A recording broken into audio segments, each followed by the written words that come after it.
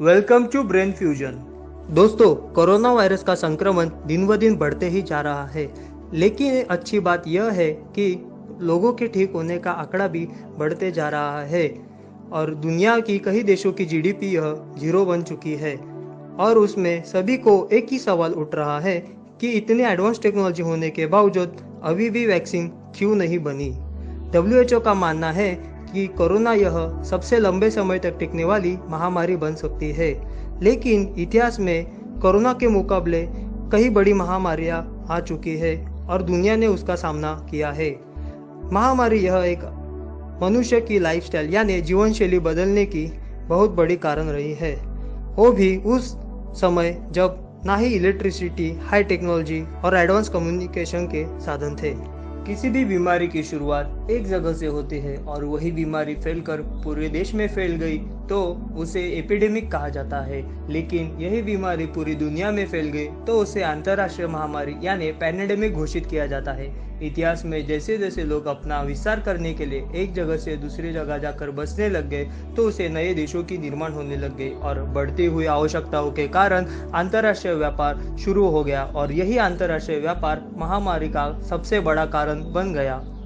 साल 165 में जब रोम पैरेथियन वॉर खत्म हो गया तब एक सैनिक की टुकड़ी फिर से रोम में आ गई और उसी में एक सैनिक किसी बीमारी से संक्रमित हो चुका था और वही बीमारी धीरे धीरे सारे सैनिकों में फैलने लग गई और उसी के कारण यह बीमारी बड़ी तेजी से सारे रोम में फैल गई और उसी के जपेट में वहाँ के सम्राट मार्कस एंटोनियस और उनकी फैमिली आ गई और उसी के कारण उन सब की मौत हो गई और इसीलिए इस महामारी का नाम एंटोनियन प्लेग पड़ गया और इसी के कारण रोम में हर रोज 2000 से ज़्यादा मौतें होने लग गई और 50 लाख से ज़्यादा लोगों ने अपनी जान गंवा दी। सबसे पहले इस बीमारी का वर्णन ग्रीक फिलोसोफर गैलेन ने किया था, इसीलिए इसे गैलन प्लेग से भी जाना जाता है। एंटोनियन प्लेग का प्रभाव यह 100 साल से ज़्यादा रहा था। फिर सन 541 में यूरोप में रोम से आए हुए कई व्यापारियों के बोट में चूहे आ गए और वह चूहे यूरोप में फैल गए और उन्हीं चूहों के कारण प्लेग का प्रभाव फिर से यूरोप में बढ़ने लग गया और उसी वक्त वहाँ के सम्राट जस्टिनियन की मौत हो गई और इसी कारण उस प्लेग का नाम जस्टिनियन प्लेग रखा गया। फिर 2013 के एक स्टडी अनुसार पता चला कि जस्टिनियन प्लेग का कारण यह यर्सिना पेस्टिस बैक्टीरिया था, जिसके कारण यूरोप में 10 करोड़ से ज़्यादा लोगों की मौत हो गई थी और उसका प्रभाव यह 225 वर्ष तक रहा था। फिर 1348 में दुनिया के सबसे बड़े महामारी की शुरुआत हुई जिसका कोई भी इलाज नहीं था, इसीलिए उसे ब्लैक डेथ नाम से जाना गया था, जिसकी शुरुआत चाइना से होने वाली समुद्री व्यापार से हुई थी। व्यापारियों के सामान में आने वाले चूहों के ऊपर इन्फेक्टेड ह्यूमन फ्लीस बैठे थे और वह चूहे यूरोप और अफ्रीका में बड़ी तेजी से फैल गए और उसी के कारण 20 करोड़ से ज़्यादा लोगों की मौत हो गई थी।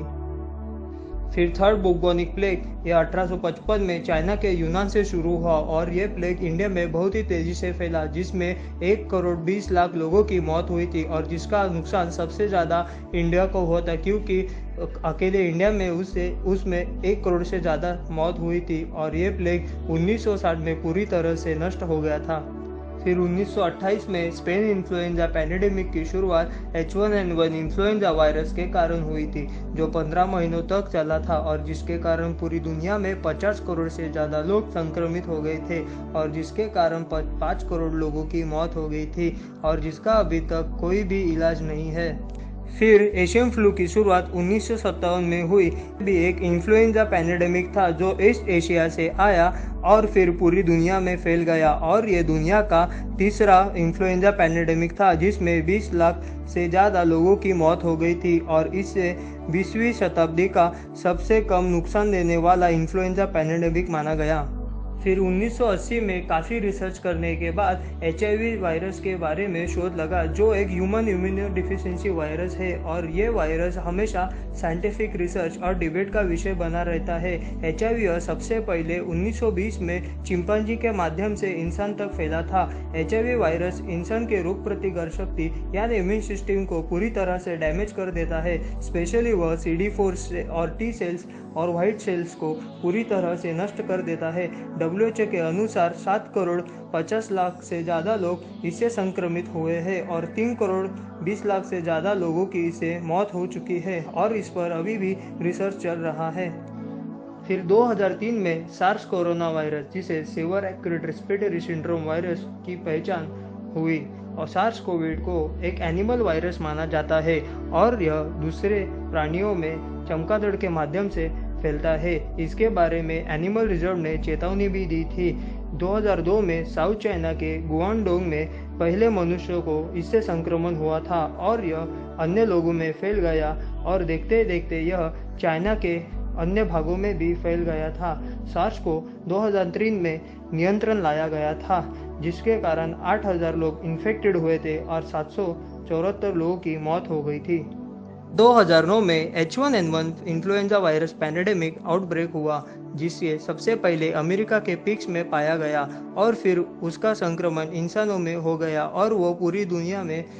फैल गया, जिससे आज स्वाइन फ्लू के नाम से जाना जाता है, जिसके कारण 4 लाख से ज़्यादा लोग संक्रमित हो गए हैं और 2 लाख से ज़्यादा लोगों की मृत्यु हो चुकी है। 2014 में अफ्रीका में इबोला वायरस का आउटब्रेक हुआ था। इबोला वायरस के रिसर्च का यह मानना है कि वो चमगादड़ के खाने जाने वाले फ्रूट से फैला था। इबोला का संक्रमण सबसे पहले 1976 में इबोला नदी के किनारे बसे हुए गाँव में हुआ था, इसीलिए उसका नाम इबोला वायरस दिया गया। लेकिन शुरुआत में इबोला वायरस ज़्यादा प्रभावित नहीं था, लेकिन वक्त अनुसार उसके जेनेटिक चेंजेस के कारण वो और पावरफुल बनता गया और 2014 के आउटब्रेक में वो अफ्रीका के 6 देशों के सहित यूएस में फैल गया और जिसके कारण 11,310 लोगों की मौत हो गई थी। फिर 2019 में चाइना के वुहान शहर से एक संक्रमित रोग की शुरुआत हुई, जिसे सार्स कोविड-2 नाम दिया गया, जो कि 2003 में आउटब्रेक हुए सार्स कोरोना का ही एक प्रकार था, जिसकी पहचान सबसे पहले दिसंबर 2019 में की गई। हालांकि सबसे पहला मामला यह 19 नवंबर 2019 में दर्ज किया गया था। फिर भी दिसंबर आते आते चाइना ने उसे एपिडेमिक घोषित करके लॉकडाउन इम्पोज कर दिया था, लेकिन तब तक संक्रमण पूरी दुनिया में फैल चुका था। 188 देशों से रिपोर्ट आने के बाद WHO ने उसे 30 जनवरी 2020 में ग्लोबल पैंडेमिक आउटब्रेक घोषित कर दिया था। 11 फरवरी 2020 में WHO ने सार्स कोविड-2 नाम बदलकर कोविड-19 कर दिया। तब करंटली कोविड-19 के 50 लाख से ज़्यादा एक्टिव केसेस है, लेकिन कई देशों ने वैक्सीन की ह्यूमन टेस्टिंग करना स्टार्ट कर दिया है और उनका दावा है कि जल्द ही वैक्सीन तैयार होकर मार्केट में उपलब्ध की जाएगी। जैसे कि कई गवर्नमेंट ने अनाउंस कर दिया है कि हम अपनी जीवन शैली बदलकर कोरोना के साथ रहना सीख ले या फिर लॉकडाउन का पालन करें। इसके बारे में आपका क्या ओपिनियन है, प्लीज़ कमेंट करके कमेंट बॉक्स में बताइए। मार्च के अंत तक लगभग पूरी दुनिया में लॉकडाउन घोषित हो गया था और लॉकडाउन के कारण अच्छी बात यह हुई कि हवा और पानी का प्रदूषण पहले से बहुत कम हो गया और ओजोन लेयर का रिकवरी रेट भी बहुत ज़्यादा बढ़ गया और प्राणियों का मुक्त संचार भी बढ़ गया है। तो हमने इतिहास से यही सीखा कि महामारी का अंत यह एक दिन निश्चित है, तो साथ मिलकर इसका मुकाबला करते हैं और सेफ रहते हैं, क्योंकि जान है तो जहान है।